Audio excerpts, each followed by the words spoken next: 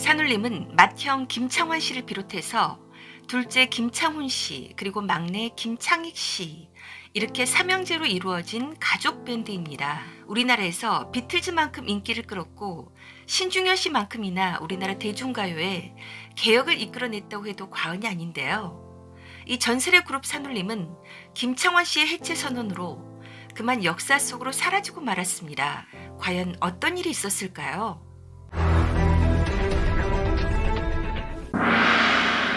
김창완 씨는 미 8군 군속 설계사였던 강원도 화천 출신의 아버지와 경기도 개성이 고향인 어머니 사이에서 1954년 출생했습니다. 동생들은 모두 2살 터울로 김창훈 씨는 56년, 김창익 씨는 58년에 태어났습니다. 그런데 아버지가 너무나 엄하고 무서웠고 부모의 금실은 좋지 않았어요. 훗날 김창완 씨는 이렇게 털어놓았습니다. 가슴 아픈 이야기인데 제가 어렸을 적 우리 부모는 금실이 썩 좋지 않았어요. 아버지가 퇴근하실 무렵이면 집안 가득 무거운 침묵이 함께 드리우곤 했지요. 그 무서운 아버지의 이미지로부터 달아나려는 마음이 어린 시절에 저에게 혼자 침묵하고 공상하는 버릇을 만들어 주었습니다. 나만의 공간으로 상상 속으로 도망치곤 했던 겁니다. 이런 버릇은 당연히 커서도 영향을 미쳤지요. 위기 상황이 되면 숨어드는 습관이 고스란히 나타났어요. 이렇게 어린 시절은 어두웠지만 김창완 씨는 거의 천재에 가까웠습니다. 동네에서 같이 뛰어놀던 친구들이 2살 위였는데 이 친구들이 초등학교에 입학하자 무작정 따라가서 함께 수업을 듣다가 김창완 씨는 그대로 입학한 것이 되었습니다. 그러니까 김창완 씨는 6살에 초등학교에 입학했고 그대로 대학까지 갔는데 서울대까지 갈 정도로 머리가 좋았던 것이죠. 너무나 심하게 머리 좋은 친구는 곧잘 엉뚱한 면이 있는데 김창완 씨가 중학교 2학년 때 하굣길에 지나가는 사람들을 붙잡고 몹쓸 질문을 해댑니다. 할아버지 왜 사세요? 아주머니 왜 사세요? 누나 왜 사세요?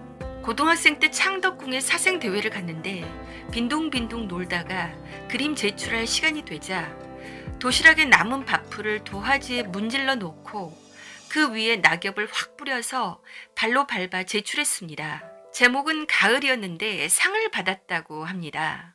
김창완 씨는 이렇듯 평범하지 않은 소질과 정신세계를 가진 아이였어요. 원래 김창완 씨는 고등학교 때 막연히 음대나 미대를 가고 싶었는데 당시 그런 대학을 가려면 실기를 해야 한다는 것을 몰랐다고 합니다. 그래서 재수를 하려고 했는데 결국 담임이 넣은 서울대 농대를 다니게 됩니다. 집안 형편 때문에 사립대를 다니기 어렵다고 생각했고 서울대에 붙어서 그냥 다녔다고. 그러다가 대학생이 되어 드디어 음악을 적극적으로 만나게 됩니다. 삼형제는 셋 다 학업 성적이 좋았습니다. 김창완 씨는 서울대 농대 잠사학과를 다녔고 둘째 김창훈 씨는 서울대 식품공학과, 그리고 막내 김창익 씨는 고려대 공대 기계공학과입니다. 삼형제가 음악으로 뭉친 것은 1970년대 초반, 그러니까 김창완 씨가 대학생이 되면서부터입니다. 김창완 씨는 이렇게 말했습니다. 대학교 1학년 때 정말 아무 생각 없이 뜬금없이 기타를 샀어요. 저걸 한번 사보면 어떤 일이 일어날까 궁금했죠. 그걸 연습해서 뭘 해보겠다고 생각을 할 만큼 나를 사랑하거나 기대하지 않았어요.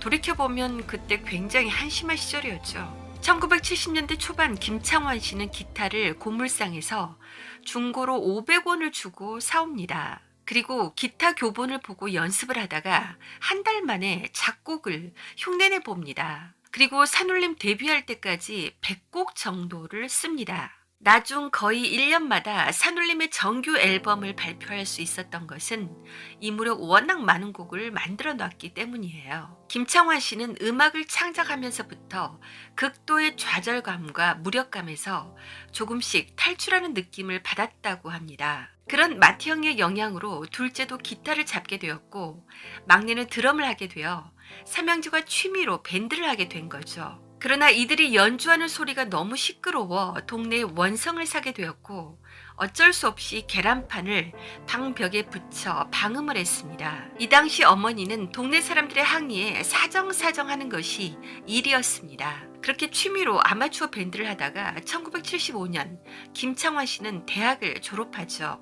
이후 1977년 MBC 대학가요제가 처음으로 개최되었는데 삼형제가 무희라는 밴드로 대학가요제에 참가합니다. 당시 둘째 김창훈 씨는 샌드페블즈 5기 멤버로 있었는데 샌드페블즈 6기에게 바톤 터치하고 무희로 들어오면서 자작곡 나 어떻게를 샌드페블즈에게 주었습니다. 대학가요제 예선에서 무희는 문 좀 열어줘로 1위, 샌드페블즈는 나 어떻게로 2위를 하게 됩니다. 그런데 김창완 씨가 1975년 졸업생이라 재학생만 참가할 수 있는 규정이 걸려서 무희는 결국 탈락하고 제1회 MBC 대학가요제의 대상은 샌드페블즈가 탔습니다.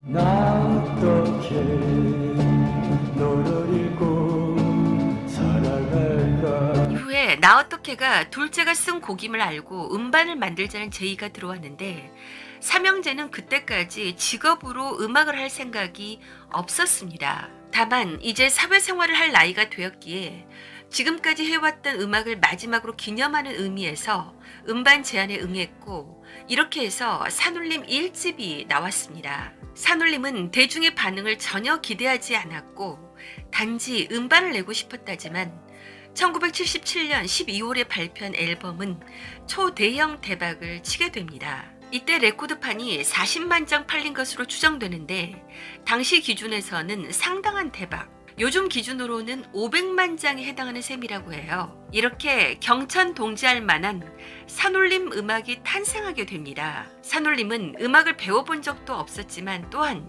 흉내내지도 않았습니다. 그래서 산울림만의 독창적인 음악이 나왔어요. 실제로 삼형제는 데뷔 전 대학그룹 사운드가 흔히 하던 카피를 단 한 번도 하지 않았다고 합니다. 그래서 산울림만의 독창적인 사운드와 멜로디가 나왔고 거기에 더한 파격이 하나 더 있었습니다. 바로 산문체, 구어체의 가사입니다. 지금은 이런 가사가 당연하게 받아들여지지만 당시에는 큰 충격이었어요. 노래 가사를 만들기 위해서는 일정한 운율이 있어야 한다고 생각했거든요. 파격적인 가사였지만 거기에 담긴 서정성은 너무나 영롱하게 빛났습니다. 당시 젊은 세대들은 열광하며 산울림에 빠져들었습니다. 산울림 1기는 1집부터 3집까지로 록의 폭발적인 사운드의 노래들이 많았습니다.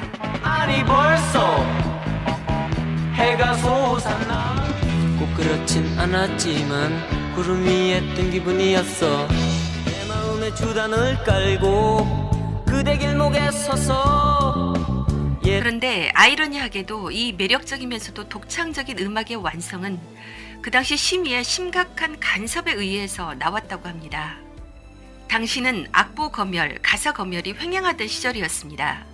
심의 사유는 퇴폐 내지는 가사가 너무 슬프다 등등 김창완 씨 본인의 말로는 개작 전 가사가 기억은 나지 않지만 굉장히 비관적이고 우울한 가사였다고 합니다. 산울림 2기는 4집부터 6집으로 두 아우가 군 입대를 해서 김창완 씨 혼자 활동한 시기입니다. 바람은 불지마 창문 너머 어렴풋이 옛 생각이 나겠지. 너무 진하지 않은 향기를 담고 동요 1집의 개구쟁이도 유명하죠. 산울림은 우리 같이 놀아요 춤을 뛰며 곡을 차며. 산울림은 동요로도 유명한데요. 김창완 씨가 말하기를 자기가 순수해서 동요를 쓴 게 아니라고 합니다. 어린 시절 아픔 때문에 유아기적 퇴행으로 현실을 벗어나 숨을 공간을 마련해줘서 마음이 편안해지기 때문이라고 털어놓았습니다. 산울림 3기는 아우들이 제대 후 다시 복귀했고 가장 인기 절정기입니다. 오늘날까지 불리는 고요한 위안을 제공하는 서정적인 노래들이 이 시기에 많이 작곡되었죠. 대표 언젠간 가겠지 푸른 이 청주. 길을 걸었지 누군가 옆에 있다고. 너의 그 한마디 말도 그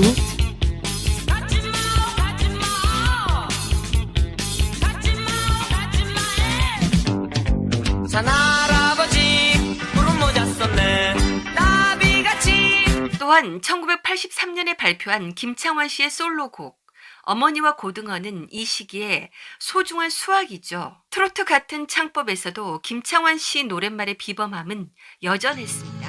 한밤중에 목이 말라 냉장고를 열어보니 산울림 4기는 아우들이 각자 사업 등을 이유로 빠지고 김창완 씨 혼자 활동한 시기입니다. 극단적으로 어둡고 고독한 쓸쓸한 정서가 한계까지 닿아 있고 이 당시 김창완 씨의 염세적인 심리 상태가 드러나고 있습니다. 그러다가 큰일이 터지죠.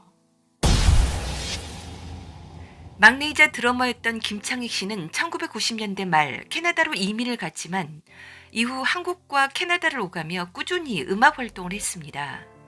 그러던 중 2008년 1월 29일 캐나다에서 불의의 사고를 당합니다. 김창익 씨는 이날 밴쿠버의 언덕진 장소에서 제설 작업을 하다 리프트가 넘어지면서 그 밑에 깔렸습니다. 사고 직후 주위 사람들과 대화가 가능할 정도였지만 다리에 심한 부상을 입은 상태였어요.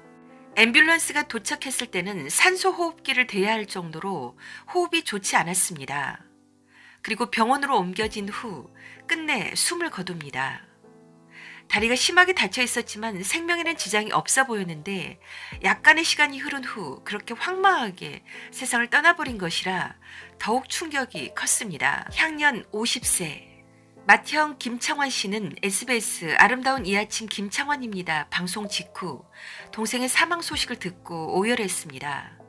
바로 밴쿠버로 달려간 형제들은 막내의 죽음을 마주하고 비통한 마음을 금치 못했습니다. 내 작은 사랑아. 김창완 씨는 한동안 너무너무 괴로워했고 이후 김창완 밴드를 결성해서 활동하고 있습니다. 훗날 김창완 씨는 백지연의 피플 인사이드에 출연해 동생 창익이 떠난 후 내 몸이 잘린 건 아닌데 잘려나간 듯한 고통을 느꼈다고 하며 음악을 같이 해서가 아니라 형제와는 한 몸으로 태어난다는 것을 절감했다고 고백했습니다. 동생 이외에는 아무도 그 자리를 메울 수 없는 절절한 심정을 토로한 것이죠. 오늘 준비한 소식은 여기까지인데요. 귀한 보물 같은 음악을 선물해준 김창완 씨와 산울림 형제들에게 감사 인사와 응원의 한 말씀 부탁드립니다. 그리고 스타디쇼에도 무료 구독과 좋아요로 앞으로 더 열심히 하라고 격려해 주시면 대단히 감사하겠습니다.